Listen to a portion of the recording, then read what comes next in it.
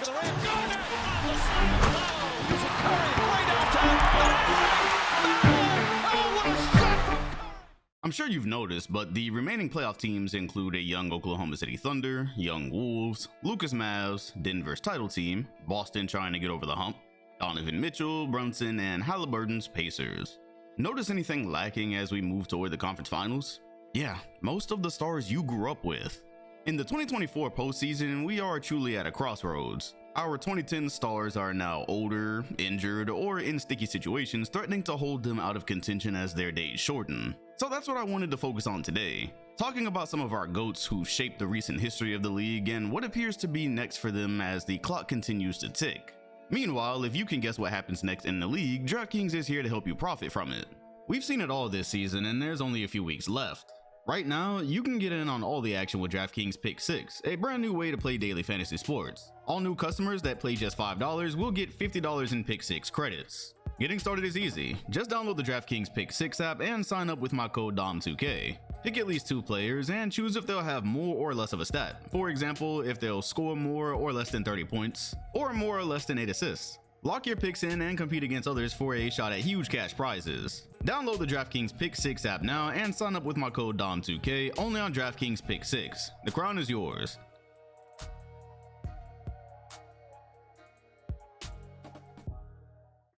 "36 years old.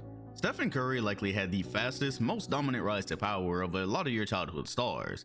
One day he was dealing with non-stop ankle injuries poised to hold him back from greatness. Next, he was winning MVPs and titles. It's long been theorized that amongst the greats, he'd be most equipped to play the longest because of his style.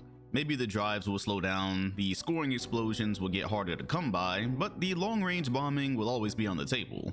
That being said, he finds himself in interesting positioning following the golden era, and it's become clear if there is another winning arc in his career, this core won't be the mix to get it done. Given his contract runs up to 2026, in the modern NBA, Golden State's front office is likely feeling the squeeze as he's only inked for next season and the one after. The age changes things a bit. He may not have the leverage over an organization younger stars have. Steph also doesn't strike me as the type to spend this long with the franchise only to request a trade at the end. Where does it all leave him in a world where Klay Thompson's best days are in the rear view while Draymond continues to become more of a weight on the team than the championship driving force he once was? To finish Steph's career the right way, it comes down to management getting him a co-star by any means, now preferably. When this contract expires, he'll be 38, and even if he's still really good, he won't have too much longer left. They'll no doubt be thinking about the post-Curry era even if he decides to stay longer. Regardless, it's a ways away, and as it currently stands, they could easily waste the next 2 seasons. However it all ends up, what a hell of a ride. Irreversibly change the game, push the boundaries of shooting a basketball, and he'll walk away with more hardware than what looked possible a little over a decade ago. What exactly is Kevin Durant to do now? Boy, it's just been a hot mess ever since he left Golden State. Injuries, unstable rosters, sweeps. I genuinely don't know where it goes from here. The Slim Reaper today finds himself part of a team who's practically bootstrapped to mediocrity with bad contracts and very few ways to achieve contender status. At 35 years of age, that'll be 36 when the new season gets underway, he's only under ink for Phoenix till 26, who are moving on to their 3rd campaign with him. You wanna know what I would do if I was headed toward the end of my career, could still play at a high level, and was nearing the end of a deal on a team who desperately needs a way out? Yeah, he's no stranger to it. Get me out of here, please. Beal's contract is going to end up being one of the worst deals ever, while Book is stuck until 2028. It would be highly beneficial for both sides to sell while Durant's value is probably the highest it'll ever be. I'm just not sure I see the logic in looking at this roster, looking at the summer ahead, and choosing to run it back just to waste another year of Book's prime. They'd also be wasting another year of precious time while they currently have no clear direction for the future. If something pops up during summer we can't foresee at the moment, by all means, go get after it again. I personally have seen everything I need to see in Phoenix, and something tells me KD has too.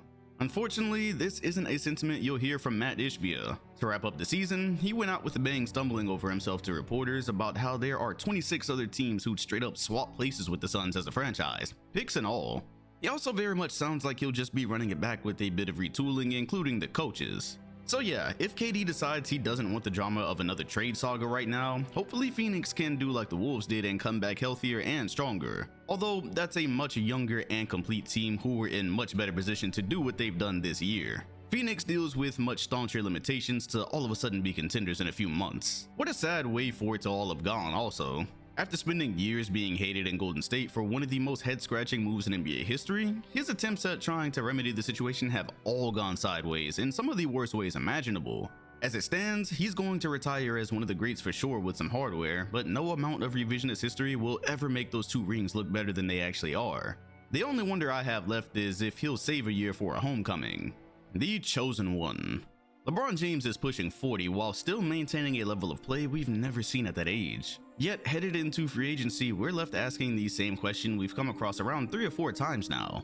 What's next? Save for the 2020 run right after acquiring AD, the LA stint has been a bit of a disaster. Injuries, strained relations with coaches, gridlocked rosters. It's been a rough ride since the turn of the decade. Now he's got a chance to choose what he wants. With the player option, he could stay in LA.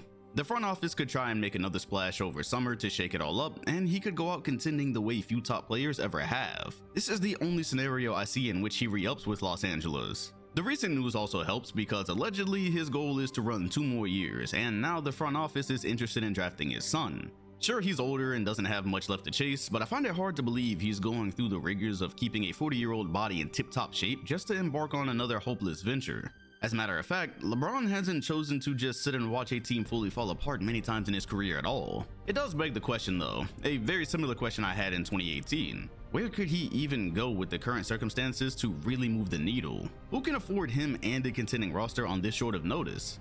Is he interested in starting a new chapter this close to the end instead of retooling in LA and being able to get his son by his side? All in all, he's currently dealing with a roadblock in Denver, who I suspect to be one of the few Western teams capable of manhandling LA the way they have. Denver is also not going anywhere anytime soon from the looks of it, and neither is anything else currently developing out west, so yeah, I'm just totally unsure what he wants and what he'll go on to choose. Whatever it may be, this time we're for real. The fuckery cannot go on too much longer. He's acknowledged it, we know it, this is the twilight. The 2024 summer decision will shape the very ending of LeBron James's career. After the firing of Darvin Ham, if it were legal for player coaches to still be a thing, I would definitely want LeBron James in that position. It'd be a fantastically interesting way for him to go out.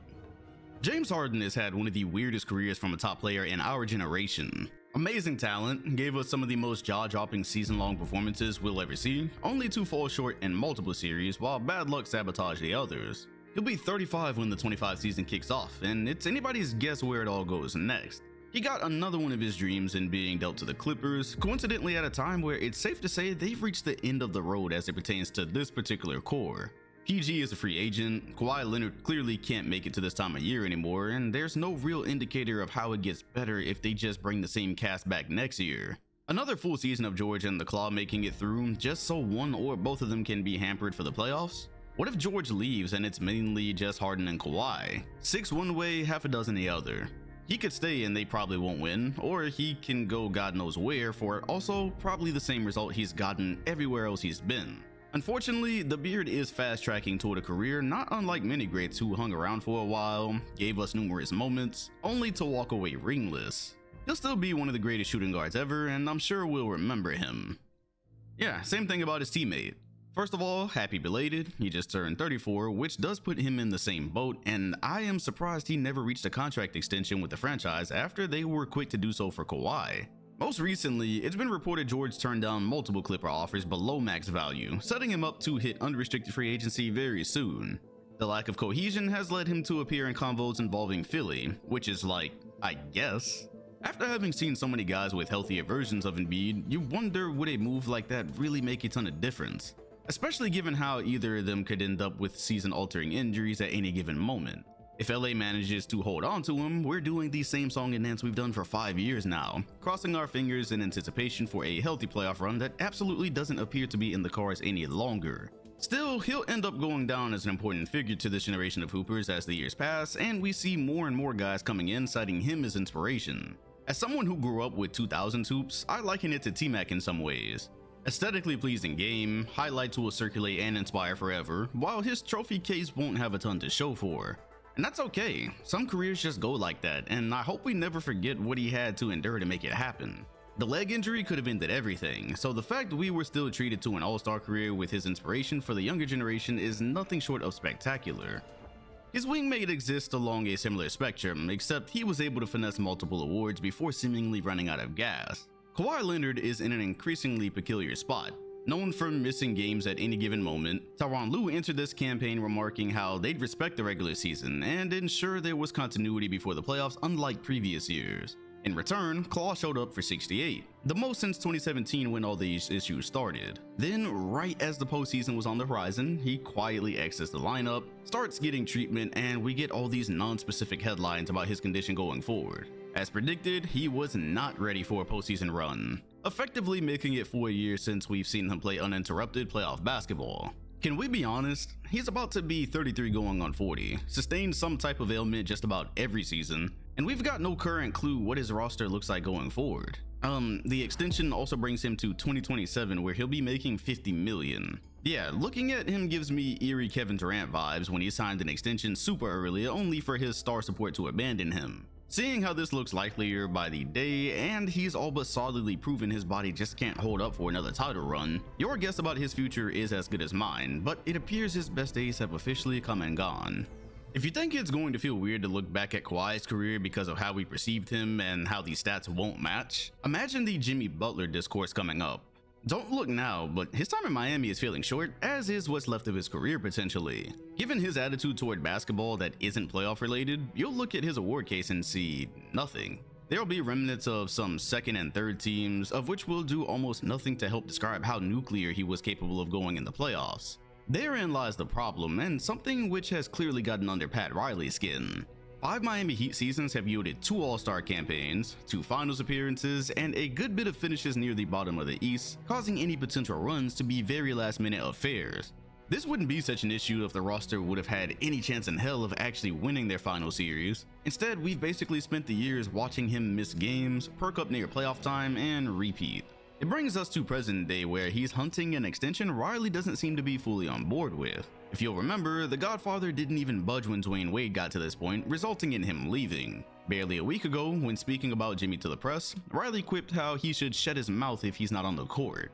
I don't know about you, but those are fighting words with some heavy decisions looming. Butler absolutely should be chasing a retirement check, while the Heat should absolutely be skeptical about giving it to him. Again, save for the finals appearances, a majority of these seasons have felt like a slightly altered version of the same script. Injuries, low seed, potential to upset their way through the East, repeat. If you're Miami, you've got to be asking how much sense cashing Butler out right now even makes. Unless you finally got some mega deal in the bag to bring in a new star, go ahead and pack up the idea of winning with a squad exclusively centered around him and Bam. It was never that great, and it ain't getting any better with age. The other question I have is, are you even capable of bringing in a star without gutting the roster while Jimmy is still there? This is literally the only scenario making any sense in my head. And if all else fails, contract talks break down causing Jimmy to jet, where does he go? Back to Philly? Is another team with less flexibility going to move mountains to fit him in as he crosses his mid-30s? Whatever happens, he needs a ring at some point to match how good he actually was. Kawhi was able to stack those depoys along with winning titles, so his finishing totals won't speak for his career.